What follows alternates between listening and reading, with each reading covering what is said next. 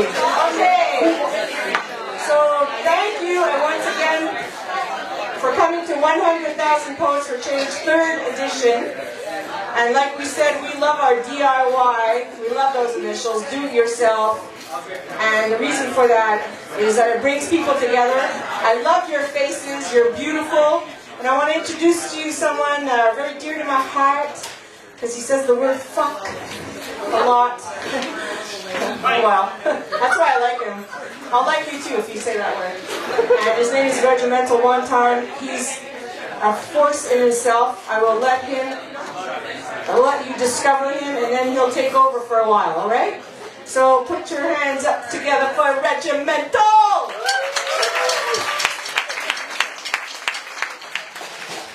I'll try not to let too many fucks slip, because he kind of ruined the surprise. Alright, check it. This one called The Icebox is Empty. I've been going to the fridge a lot lately, half expecting a big, beautiful bitch to be in there, but settle for my 8th beer and settle down at the typer. I tap out some lines trying to evacuate a churning hate, and I guzzle the last ounce in fear opening the fridge door again. When I do, I open it just a crack and wish for the portal to appear. I crack it open but leave the noose around its neck because it's not saving my life. Why should I save his? Back at it the next day, no miracles found in the fridge yet, just 12 beers with an elevated alcohol content to burn down the day. Every time I get one, I'm hoping to find a French bulldog in the fridge. Maybe enough money to stay at home and read for a year or 10. But all I keep finding is beer and the slow death of consumption. Those kids with the wardrobe that took them to Narnia had it made. I stay away from the whiskey because all I remember the day after is cleaning up tears, vomit, and old poems with cum stains on them. I was probably too drunk, lazy, or emotional to fetch a fucking tissue. I'm falling to the fridge now, reaching for the tonic, drooling all over myself, waiting for the answer like a patient champion. These wicked things don't know I'm rough bad with patience. Although I have to put the beers down or else my dick fails me, and my woman will sometimes cry and think I don't love her anymore. No portals, no French bulldogs, and a dick that won't come, all in the name of cowardly escapism and the slow death. Falling back into a puddle of lukewarm, homeless aboriginal piss, waiting for the poolside Budweiser commercial to come to life. It's the end of the evening now and I have 7 or 8 fingers. There are a half dozen shitty poems covered in semen next to the typer. I smell like a wet fucking ashtray and the fridge is long empty and void. My bluebird passed out 6 beers ago and he whistles in his sleep. I scoop him up in the palms of my hands and lay him on the pillow, knowing he'll be ready for the fight, the good fight in the morning. As I click on the TV, I quietly remind myself that this is it. This bluebird that is my miracle and my companion in hard times. We sleep together and I'm careful not to roll over and crush him. In the morning with a steel band wrapped around my head, gulping out the water, I turn to the fridge, which I know is now empty and void of help. But in a sign of good humanitarian faith, I open it to check once more, and there I find my hungover bluebird doing a tap dance while whistling, saying, "Good morning, motherfucker. Let's go get a coffee and a BLT and show these fuckers what survival is." I whisper back, "I love you, buddy." And he tells me to stop being such a pussy and to get my socks on. I'm late for work. I need to fill the fridge again.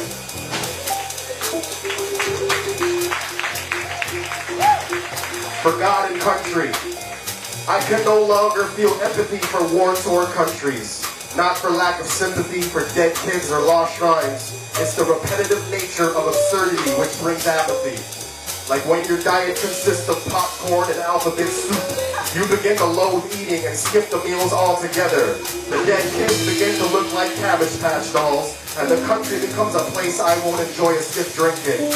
Knowing that world leaders don't indulge in the same food as the populace or even their counterparts with bloodlust, I start to laugh at the bloodshed as though I'm in a fucking mental hospital, thanking no one I'm in the right invading country of the moment. A country that provides me with all the fucking popcorn and alphabet soup I can eat. A country that insists creating a bigger problem against the smaller one, as though there's a final bullet to be cast as a resolution. I often think of these people sitting in countries for generations, acknowledging their surroundings and just shrugging their fucking shoulders. Shit was hitting the fan long before the climax of artillery. and they never took the walk to greener pastures. You attempt to show bravery in a war as the gas kills, but you are not brave enough to take a fucking walk in the desert. Child propped up on your shoulders, white trailing, trusting your resolve. The potential for death is there, but at least it's on your own fucking terms. Fear is what creates war, it's also what pushes it forward. Fear of starvation and blood will keep a man in a deadly place. I fear men like this and their poison and their fucking tears, hoping for the best with the least amount of effort, crying on CNN, too passive to take a fucking walk. No foresight or insight and too much pride to see the trees, but they will spill seed and birth children in a fucking war zone. Like it's a God-given right where the God perpetuated the war zone to begin with. The idiocy has crossed an ocean and added to my apathy. It has dwindled sympathy for my own potential children. Now I am asked to enlist in a fucking war to provide a temporary volatile solution to a problem that could have been solved with a walk and some bravery. A problem that has been gestating and growing obviously. They say religion and land keep them stationary and suffering. I say your holy books and personal greed are fucking up my 10 feet.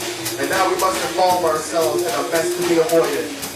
Put the child on your back 100 years premature and walk.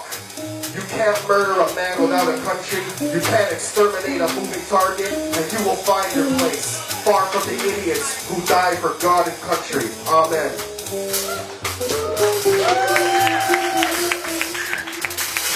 Check it. I ain't mad at you. If you read less than one newspaper or book a month, then I suggest killing yourself in a brave fashion. If you buy clothes and wear them once and let them sit in the fucking closet, please do the same as quickly as human possible. If you hire a minority to clean your house while you're out shopping, please refer to the second line of this poem for guidance. If you think voting rather than armed revolution will induce change, then burn your Che Guevara t-shirt and hang yourself in the fucking closet. If you use the police as protection every time things get heated, when they show up, ask for their sidearm and blow your head off promptly.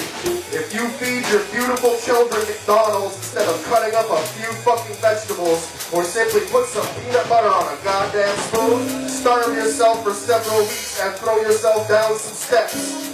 If you think watching Woody Allen movies makes you cultured, look past the first row at the movie store and bludgeon yourself to death with a pair of thick glasses in a comedic fashion.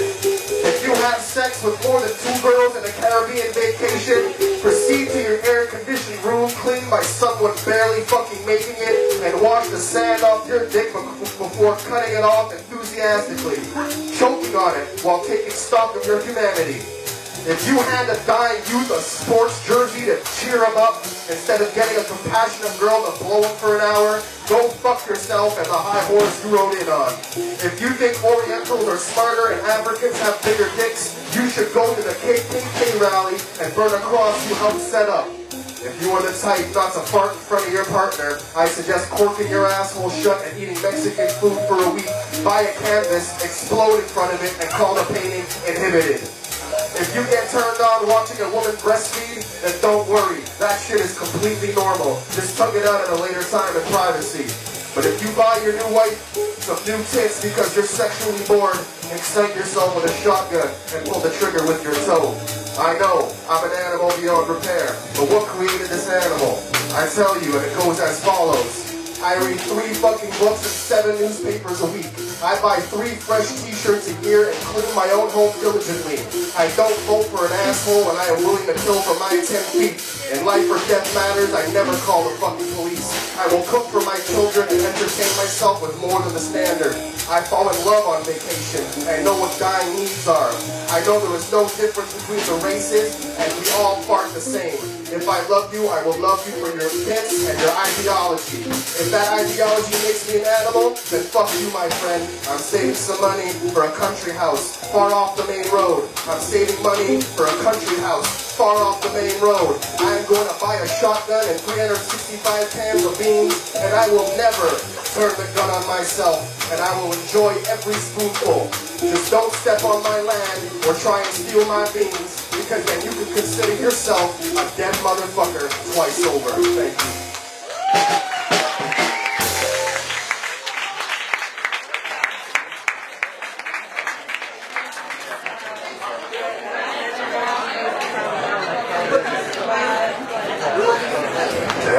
It's nice to have the band. You guys kick ass. Okay, cool. Alright, we got another poem up. There's so many poets, it's ridiculous, and I haven't seen this many people for a poetry night since forever. So it's nice to see. Next up on the roster, give him a little hand. His name's Reginald Campbell. Where you at, homie? Yes, sir. Come.